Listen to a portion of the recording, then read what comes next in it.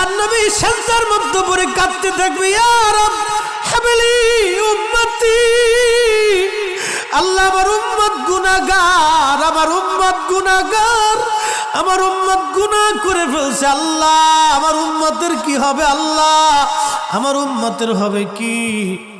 আল্লাহ পাক ডাক দিয়ে বলবেন, হাবিব আপনি আর সেজদায় পড়ে থাকবেন না, মাথা উঠান। আপনি কাঁদেন কেন? মেহেশর তো আপনার কান্নার জন্য না নবী, উঠেন, আপনি মাথা উঠান।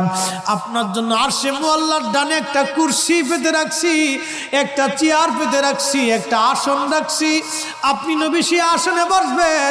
আপনি মাথা উঠান, আপনি আমার হাবিব, আপনি আমার বন্ধু, আপনি আর কাঁদবেন না। হুজুর আপনি মাথা উঠান। আল্লাহর নবী তখন বলবে, ইয়া রব হাবলি উম্মতি, আল্লাহ আমার উম্মত গুনাহ করছে। আল্লাহ ডাক দিবে, হাবিব আপনি মাথা উঠান।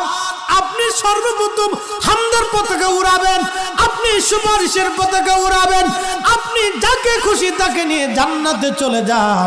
একবার জোরে বলা যাবে কি সুবহানাল্লাহ?